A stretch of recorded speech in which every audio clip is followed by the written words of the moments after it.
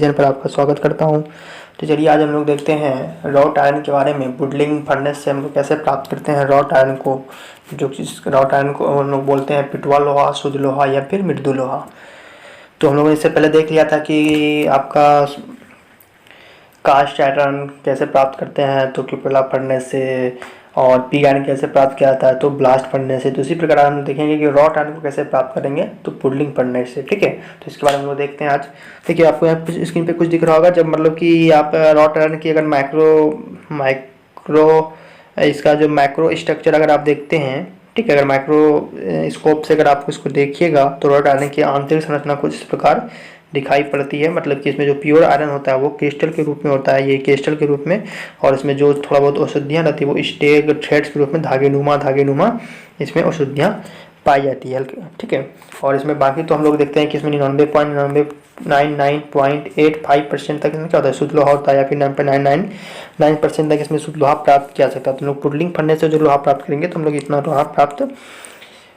शुद्ध लोहा प्राप्त करते हैं। ठीक है, मतलब 100% हम लोग लोहा शुद्ध प्राप्त नहीं कर सकते। ठीक है, 100% नहीं, इसको 100% के लगभग, क्योंकि इसमें बहुत सारा इसमें औषधियाँ भी हमें यहाँ पे देखिए आपको दिख रहा होगा इस रूप में हमें प्राप्त होती है। चलिए तो हम लोग आगे देखेंगे भी। तो सबसे पहले हम लोग यहाँ पे देख लें कि देखिए यहाँ पे हम आपको बताते हैं कि ये हमारा भी एक पार्ट इधर का बात भी हम नहीं कर रहे हैं, इधर का बात करेंगे। ठीक है, इधर वाला। तो देखिए यहाँ पे क्या हुआ लिखा है, देखिए पिटवा लोहा का सबसे शुद्ध रूप होता है। पिटवा लोहे के विश्लेषण से पता चलता है कि उसमें 99.99% तक लोहा होता है। और अभी आपको बताया हम 99.85 जो हम वुडलिंग फर्नेस से प्राप्त करते हैं।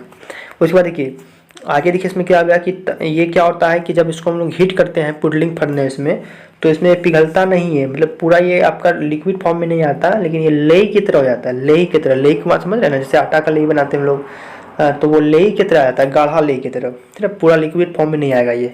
तथा इसी स्थिति में इसे कोई भी आकार दिया जा सकता है। बड़ी मात्रा में पिटवा लोहा उत्पादित करने का आधुनिक विधि निम्नलिखित है। देखिए यहाँ पे दो दिया गया आपका, इसमें आपको ये दिखाई पड़ रहा होगा कि संशोधन पुडलिंग प्रक्रम।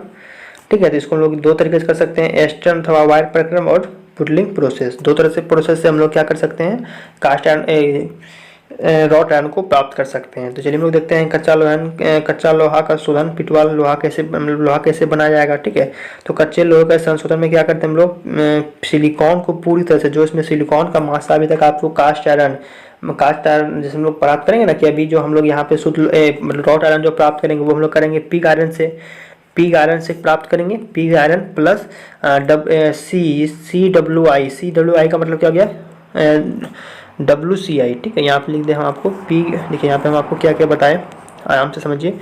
हम लोग यहाँ पे जो इसको प्राप्त करेंगे तो यहाँ पे हम लोग पिग आयरन लेंगे, पिग आयरन। ठीक है, और पिग आयरन लेंगे, और इसमें हम लोग या तो फिर हम लोग ले सकते हैं white WCI, white cast iron. आपको बताए थे वाइट कास्ट आयरन का टाइप में श्वेत ढलवा लोहा, उससे भी हम लोग क्या करते हैं, रॉट आयरन को प्राप्त करते हैं, या फिर पिग आयरन से। तो इसी को हम लोग चार्ज के रूप में यहाँ पे लेंगे। तो देखिए यहाँ पे हम लोग यहाँ पे दिखा गया आपका, यहाँ पे पुडलिंग फर्नेस का यहाँ पे आपका पिक्चर दिखाया गया है। ये हमारा पुडलिंग फर्नेस का पिक्चर है। ठीक है, यह भट्टी क्या होता है, कोयले जलाने वाले प्रवर्तक। ठीक है, रे बैटरी इसको बोलते हैं रिवर बैटरी। ठीक है, रिवर बैटरी फर्नेस कहते हैं इसको, प्रावर्तक भट्टी। आपको बताए भी थे प्रावर्तक भट्टी क्या होता है, जहाँ हम लोग निस्तापन और भर्जन के बारे में पढ़े थे कि किसी भी लोह धातु से, किसी भी धातु मतलब किसी भी खनिज, किसी भी ऐसे से हम लोग मेटल को प्राप्त करने के 4 स्टेप थे, crushing and grinding, concession of, और आपका था आइसोलेशन ऑफ मेटल और प्यूरिफिकेशन ऑफ मेटल। तो वहाँ पे हम लोग देखे थे आइसोलेशन ऑफ मेटल में देखे थे कि दो तरीके से हम लोग कर सकते हैं। वो अयस्क हम जानते हैं कि पृथ्वी पर जो अयस्क होती है 2 रूप में पाई जाती है। आपका फ्री अवस्था में, जैसे फ्री अवस्था में क्या क्या पाया जाता है, तो आपका प्लेटिनम, गोल्ड, सिल्वर ये सब पाई जाती है। कॉपर भी मात्रा में पाई जाती है। और आपका जो संयुक्त अवस्था में जो अयस्क पाए जाते हैं वो हमारा लोहा था ये। ठीक है, तो ये कॉपर, ये सब हमारा क्या होता है, टीन, ये सब हमारा क्या होता है, संयुक्त अवस्था में होती है। तो ये इस संयुक्त अवस्था होने के कारण क्या होती है कि इसमें इसका जो अयस्क ये ऑक्साइड फॉर्म में होता है, कार्बोनेट फॉर्म में भी होता है, सल्फराइड फॉर्म में भी होता है, तो वो फॉर्म में होता है। ठीक है, उसके लिए क्या करते थे लोग, निस्तापन और भर्जन के द्वारा क्या करते थे, निस्तापन उसका करते थे जो ऑक्साइड और कार्बोनेट अयस्क का, और भर्जन किसको करते थे, सल्फाइड अयस्क का और फास्फोरस अयस्क का। तो वहाँ पे हम पढ़े थे प्रावर्तक भट्टी, रिबेटरी सिस्टम। तो ये पुडलिंग फर्नेस को भी हम लोग, पुडलिंग फर्नेस को ही हम लोग बोलते हैं प्रावर्तक भट्टी। ठीक है, प्रावर्तक भट्टी की तरह ही काम करता है पुडलिंग फर्नेस। तो देखिए इसमें यहाँ पे आपको पिक्चर दिखाया गया है, ज़्यादा इसमें कोई विशेष पार्ट से नहीं होता है। आपको यहाँ दिखाया गया, यहाँ फायर डोर होता है, यहाँ पे फायर लगता है, मतलब यहाँ फायर डोर का मतलब इसमें यहाँ पे ईंधन ईंधन का डोर है, ठीक है। इसको आप ईंधन फ्यूल डोर भी कर सकते हैं, फ्यूल डोर। और यहाँ पे क्या होता है, यहाँ पे हर्थ है इसका, ठीक है। ये पुडलिंग होल है, ये मतलब यहाँ पे पुडलिंग होल रहता है, यहाँ से ये पुडलिंग ये वाला देख रहे हैं आप ये। और यहाँ से हम लोग क्या करते हैं, ये वाला हम लोग इसको स्लेग को बाहर निकाल लेते हैं, ठीक है। नहीं, स्लेग बाहर हम लोग यहाँ से निकालेंगे, ठीक है। स्लेग देखिए, स्लेग हम लोग यहाँ से बाहर निकालेंगे। ये जो आपका दिखाया हुआ है ये स्लेग, ये चौड़ा यहाँ पे दिखा हुआ है ना इस तरह का, यहाँ से यहाँ से हम लोग स्लेग होल को बाहर निकालते हैं। स्लेग होल, स्लेग जो यहाँ पे स्लेग बनेगा धातु मिल को उसको निकालते हैं। और ये हमारा चार्ज, ये हमारा यहाँ से चार्ज इसके अंदर यहाँ से हम लोग इसमें डालते हैं। और इस रास्ते से क्या होता है, मेल्टिंग जो है हमारा निकलेगा, रोटायर निकल जाएगा और इस रास्ते से गैसेस निकल जाएगी। इसको थोड़ा डिटेल से पढ़ लें। देखिए यहाँ पे क्या होता है कि सबसे पहले आपको बता दें कि यहाँ से हम लोग फायर डोर, यहाँ पे कोयले का स्तर दिए, देखिए आग यहाँ पे लगता है और यहाँ पे हमारा जो चार्ज के रूप में डालते हैं, चार्ज के रूप में हम जो यहाँ डालते हैं पिग आयरन या श्वेत आयरन, ठीक है। और उसमें ऑक्साइड के लिए क्या करते हैं हम लोग, ऑक्सीकरण अवस्था के लिए क्या करते हैं हम लोग, इसमें हेमाटाइट को भी मात्रा को मिलाते हैं, हेमाटाइट या फिर कोई भी ऑक्साइड आयरन को यहाँ पे मिलाते हैं, जिससे ऑक्सीकरण करके क्या करते हैं, वो ऑक्सीकरण करके जो इसमें पहले से मौजूद है आपका पिग आयरन या पिग आयरन या फिर आपका कास्ट व्हाइट कास्ट आयरन में सिलिकॉन मैग्नीज फास्फोरस, उसके साथ क्या करता है, ऑक्सीजन से रिएक्शन करके क्या करता है उसमें इसलिए हेमाटाइट मिलाते हैं, ऑक्साइड वो बना देता है। और इसके कारण वो क्या होती है, सिलिकॉन ऑक्साइड या फिर आपका मान लीजिए मैग्नीशियम ऑक्साइड, वो क्या होती है, गैसेस के रूप में बाहर निकल के इसको बाहर निकल जाती है, ठीक है। और देखिए आपको ये सब जो दिख रहा है इस ईंट के तरह, ये जो क्या होता है फायर ब्रिक्स का स्तर होता है। और इसमें मान के चलिए कि आपका इसमें जो टेम्परेचर जो होता है आपका, इसमें आपका ये 809 डिग्री के बीच इसका यहाँ पे क्या होता है, इसका बीच के यहाँ पे टेम्परेचर होता है 1000 तक, इसमें मान के चलिए टेम्परेचर होता है इसके अंदर जब हीट होता है। तो देखिए इस पे एक बात ये समझने वाली ये है कि यहाँ पे जो होता है ना, यहाँ पे आग लगा, यहाँ पे हमारा चार्ज रखा हुआ है, ठीक है। चार्ज बोले तो pig iron plus wrought iron, और उसके साथ हम लोग ऑक्सीकरण के लिए करते हैं हेमाटाइट का प्रयोग। और देखिए आग यहाँ पे लगा और ये क्या होता है, और यहाँ पे हमारा चार्ज लगा, तो अब कैसे हीट होगा, तो हीट देखिए कैसे होगा, यहाँ से जो आग लगाती है ये हीट क्या होती है, और ये जो आकृति देख रहे हैं ये क्या होती है, गुम्बद नुमा होती है, ठीक है, गुम्बद नुमा। तो यहाँ पे क्या होता है, ये यहाँ पे ये हीट यहाँ पे गई और दीवार से टकरा क्या होती है, इस तरह का रिफ्रैक्शन होता है, ठीक है। टकरा के इस तरह का यहाँ पे जैसे प्रकाश का परावर्तन कैसे होता है, उसी प्रकार यहाँ पे ये हीट क्या होता है, रिफ्लेक्ट होता है इस पे, और उससे क्या होता है, इसी हीट होता है। और हीट होने के बाद क्या होता है, और जैसे गैसेज है वो गैसेज क्या होती है, इस रास्ते से बाहर निकल जाती है, ठीक है। और यहाँ पे हम लोग हेमाटाइट का भी प्रयोग करते हैं चार्ज के साथ, जो क्या करता है, इसमें जो पहले से मौजूद है पिग आयरन का शर्मेम सल्फर मैग्नीशियम फास्फोरस, वो उसके साथ क्या करता है, ऑक्साइड बना लेता है, और वो ऑक्साइड क्या होता है, इस रास्ते से गैस के रूप में बाहर निकल जाता है, ठीक है। और मोल्टेन अणु को क्या करते हैं हम लोग, यहाँ पे टेपिंग होल होता है, यहाँ पे हमारा टेपिंग होल होता है। टेपिंग होल से हम लोग क्या करते हैं, टेपिंग होल से हम लोग यहाँ से आपका ये लिक्विड फॉर्म में निकाल लेते हैं, जो लेई के रूप में निकलता है रॉट आयरन, ठीक है। और ये हमारा हर्थ हो गया। हर्थ आपको पता ही है, हर्थ क्या होता है, हर्थ मतलब जहाँ पे हम लोग चार्ज को रखते हैं उसको बोलते हैं हम लोग हर्थ, ठीक है। तो ये हमारा पुडलिंग फर्नेस था। यहाँ पे याद रखने वाले कि ये कोयले जाने के लिए क्या प्रावर्तक भट्टी है, इसको परावर्तनीय भट्टी भी कहते हैं हम लोग, ठीक है। तो ये हमारा पुडलिंग फर्नेस था, ठीक है। आप देख लेते हैं इसका आगे किसका प्रोसेस क्या है, यहाँ पे देखिए थोड़ा सा देख लें, क्योंकि वही बात यहाँ पे भी लिखा हुआ है कि यहाँ पे आता है प्रावर्तन इसलिए कहा गया है क्योंकि ये चार्ज प्रत्येक रूप में क्या होती है, अग्नि के संपर्क में नहीं आता, बल्कि उष्मा भट्टी के गुम्बदनुमा छत से परावर्तित होकर चार्ज तक पहुंचती है, जो आपको हम बताए थे थोड़ी देर पहले। अब देखिए यहाँ पे क्या होता है कि प्राप्त उत्पाद जो हमारा यहाँ पे लिक्विड फॉर्म निकलता है, लिक्विड फॉर्म उसको हम पूरा तरीके से नहीं बोल सकते हैं, पूरा लिक्विड नहीं तो लेई की तरह होता है। तो ये भट्टी का होता है गोले या ढले हुए गेंद के रूप में प्राप्त होता है, ठीक है। ढले हुए गेंद के रूप में, ढले हुए गेंद में समझ रहे हैं, जैसे कि अगर कोई गेंद है, गेंद को अगर आप मान लीजिए हिट कर दीजिए, कैसे वो पिघल के पूरा हो जाता है लचपच, उसी फॉर्म में क्या होता है हमारा ये रॉट आयरन का लिक्विड निकलता है। और ये क्या होता है, ब्लूम के रूप में निकाला जाता है, जिसका भार देखिए लगभग 50 केजी तक भी हो सकता है, ठीक है। जिसका समझ लीजिए इस रूप में निकलेगा इसका अणु रॉट आयरन का ये लिक्विड फॉर्म में, जो हमारा हीट होकर निकलेगा, पूरा लिक्विड तो नहीं रहेगा, ले के तरफ रहेगा, और इसका जो वेट है 50 केजी तक हो सकता है। अब उसके बाद देखिए धातु को फिर क्या करते हैं हम लोग, तो हमारा ये धातु क्या करेंगे, ये अब मान लिया हमारा इस रूप में है तो इसको क्या करेंगे, इससे में लोहा बनाना पड़ेगा, मतलब इसको हम फ्लैट आकृति बनाना पड़ेगा। तो क्या करते हैं इसको हम लोग रोलर के द्वारा क्या करते हैं हम लोग, और जैसे रोड होता है ना कैसे चापता है, तो इसको चापेंगे तो क्या हो जाएगा, ये हमारा इस रूप में प्राप्त हो जाएगा। मान लीजिए हमारा इसको पहले क्या करते हैं, इसको इससे पहले क्या करते हैं, इस तरह का जो ये है इसको मिला के एक हम रोड बना देते हैं, एक हमारा रोड बन जाता है। और रोड बनने के बाद क्या करता है रोलर से फिर उसको हम लोग प्लेट के रूप में ये कर देते हैं। करने का मतलब है सिंपल में समझिए कि यहाँ से क्या होता है, ढले हुए गोंद के रूप में निकाला जाता है जिसका भार लगभग 50 kg। तो मतलब कि यहाँ से जो आपने पुडलिंग फर्नेस से जो यहाँ हीट होके जो यहाँ पे ये निकला लोहा, तो ये इस रूप में निकलता है, ठीक है, ब्लूम के रूप में निकलता है, ढले हुए गेंद के रूप में निकलता है। इसको क्या करते हैं, इस सबको मिला के क्या करते हैं, एक रोलर से क्या करते हैं, एक रॉड बना लिया जाता है, एक रॉड बन जाता है मिक्स होके। अब फिर इस रॉड को क्या करते हैं, रॉड पे इस पर रोलर चला क्या करते हैं उसको फिर इस जो जैसा शेप में चाहिए उसको फ्लैट बना देते हैं चौड़ा शीट के रूप में, ठीक है, रॉड आने के शीट के रूप में इसको हम प्राप्त कर लेते हैं, ठीक है। फिर उसको हम लोग यूज करते हैं कोई भी कंपोनेंट बनाने के लिए, चैन हुक ये सब हम बनाने के लिए इसका यूज करते हैं। तो चलिए देखिए यहाँ पे ये था। अब उसके बाद देखिए ये तो हमारा ये हो गया, ठीक है, इसको छड़ बनाई जाती है, इसको फिर वेल्डिंग करके, वही सब बात था। फिर इसका दूसरा प्रोसेस क्या है, एस्टर्न प्रोसेस। इस पर हम क्या करते हैं, पिघले कच्चे लोहे, मतलब पिघले कच्चे लोहे पिग आयरन, समझ रहे हैं, इसमें पिघले लोहे आयरन को लेते हैं तथा इस्पात के कबाड़ को, मतलब इस्पात के मिश्रण, इस्पात के टुकड़े को क्या करते हैं, कण को बेसेमर प्रवर्तक में शोधित किया जाता है। बेसेमर प्रवर्तक क्या होता है, बेसेमर प्रवर्तक को हम लोग आगे पढ़ेंगे जब स्टील प्राप्त करने की विधि पढ़ेंगे कि बेसेमर प्रोसेस क्या करते हैं, हम लोग स्टील को प्राप्त करते हैं। तो उस बेसेमर कन्वर्टर में क्या करते हैं, इसको शोधित किया जाता है।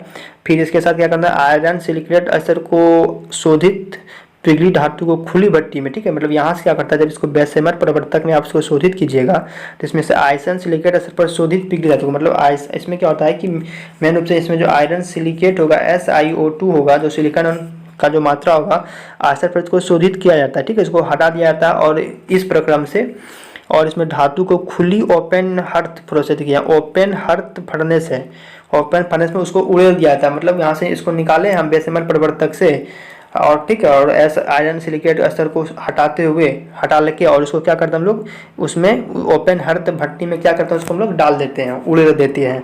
और इसमें अधिकांश कार्बन क्या होता है, इससे अधिकांश कार्बन इससे हट जाता है, ठीक है।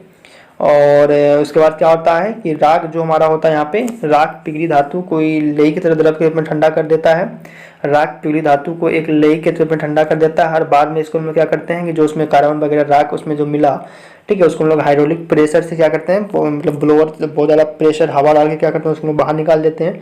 इस द्रव से क्या करता है हम लोग आयताकार ब्लॉक बना लेते हैं जिसे ब्लूम करते हैं, ठीक है, ब्लूम हम लोग यहाँ जो पढ़े भी छोटा छोटा कण था उससे क्या करते हैं हम लोग आयताकार ब्लूक उसको बना लेंगे।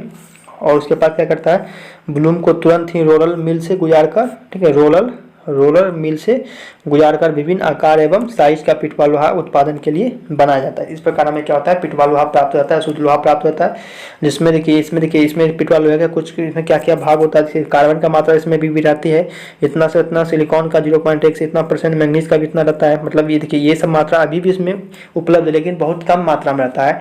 तो जो बचा हुआ लोहा प्राप्त होगा हमें क्या होगा, वो हमको रॉट आयरन के रूप में मिलेगा। और इसमें इस रॉट आयरन में लोहा की जो मात्रा होगी, Fe की जो मात्रा होगी वो 99.85% होता है, ठीक है, 99 पॉइंट आप इसको याद रखिएगा, ठीक है।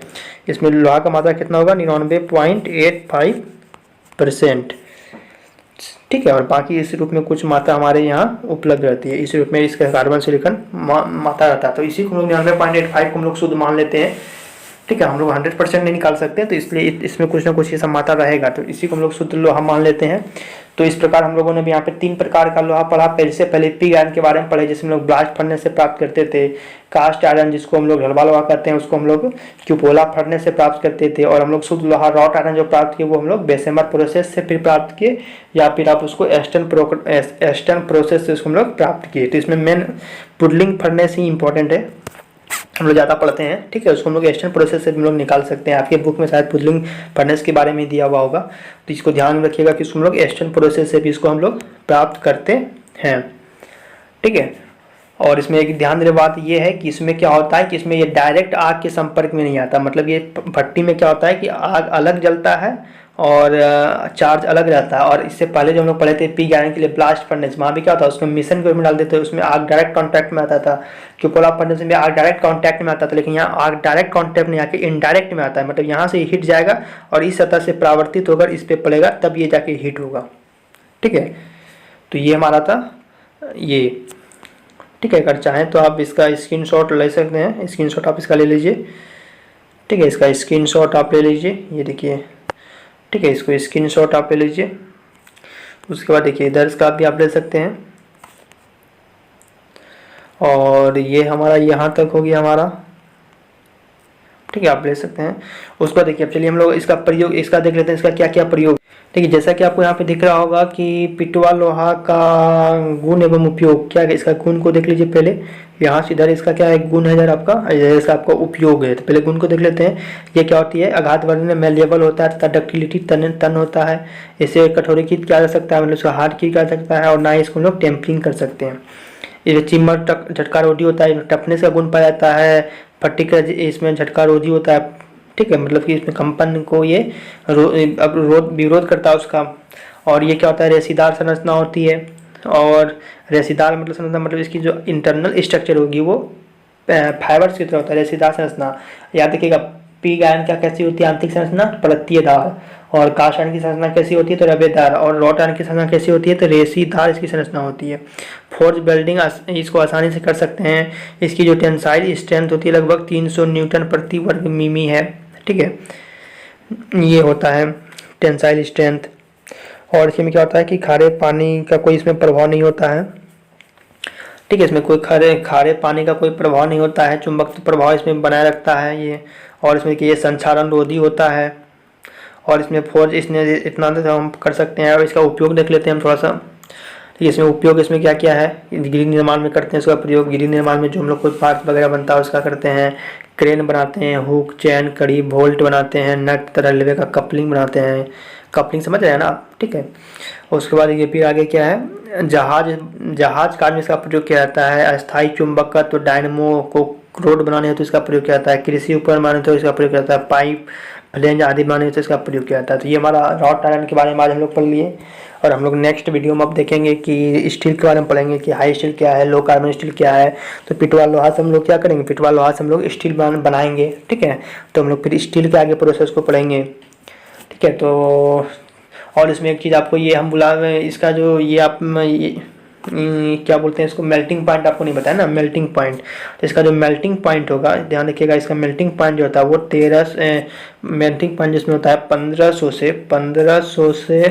1539 डिग्री सेंटीग्रेड होता है। ठीक है, इसका मेल्टिंग पॉइंट 1539 डिग्री सेंटीग्रेड होता है। लेकिन आपको ये भी याद रखना है कि आप इसको याद रखिएगा कि 1600 डिग्री से ये हमेशा क्या रहेगा, कम रहेगा। ऑप्शन में मान लीजिए 1539 नहीं दिया हुआ है, तो मान लीजिए 1550 दिया हुआ है, 1560 दिया हुआ है, या 1580 दिया हुआ है, तो वो ऑप्शन के हिसाब से निर्भर करेगा। आप ऐसे तो ये 1539 नहीं होता है, लेकिन आपको एग्जाम में कंपटीशन और व्यूज क्या होगा कि वहाँ आपको अगर ये ऑप्शन में नहीं दिया हुआ रहेगा तो आपको यहाँ रखना है कि वो 1600 डिग्री से कम ही रहेगा। तो अगर जो कोई ऑप्शन में अगर आपको मिल रहा है तो आप वहाँ से मार सकते हैं, 1600 डिग्री सेंटीग्रेड से ये कम ही रहेगा हमेशा। इसको मेन होगा ये 1539 डिग्री सेंटीग्रेड, इसका क्या होता है, मेल्टिंग पॉइंट होता है। ठीक है, तो अब फिर देखेंगे इसको लोग रॉड आयरन का प्रयोग हम लोग स्टील बनाने में इसका प्रयोग करते हैं। तो लोग फिर देखेंगे कल के वीडियो में कि लो कार्बन स्टील क्या है, जिसको लोग माइल्ड स्टील बोलते हैं। माइल्ड स्टील पर क्या करते हैं आप लोग, फ्यूचर वाले जितने भी वर्कशॉप में जॉब बनाते हैं वो क्या होता है, हमेशा प्लेट होता है, माइल्ड स्टील प्लेट होता है। तो हम लोग इसी प्लेन कार्बन स्टील मतलब कि इसी हम लोग रॉड आयरन से हम लोग क्या करते हैं, स्टील वगैरह बनाते हैं। तो हम लोग स्टील बनाने का विधि को देखेंगे आगे क्या क्या उसका प्रोसेस है। जैसे भी बेसेमर प्रोसेस अभी आपको नहीं बताया यहाँ पे, तो बेसेमर प्रोसेस को बताएंगे। फिर आपको ओपन हार्ट जो प्रोसेस है उसके बारे में बताएंगे, वो स्टील नेक्स्ट वीडियो हम लोग आगे के देखेंगे। ठीक है, तो रॉड आयरन के बारे में इतना ही था। तो चलिए आज का सेशन अगर आपको पसंद आया हो तो आप दिल से लाइक कीजिए, और अगर हमारे चैनल पर नए हैं तो हमारे चैनल को सब्सक्राइब कीजिए और बेल आइकन को प्रेस कर दीजिए ताकि इसी तरह का नोटिफिकेशन आपको आपके तक पहुँचते रहे। तो मिलते हैं अगले वीडियो में, तब तक के लिए थैंक यू।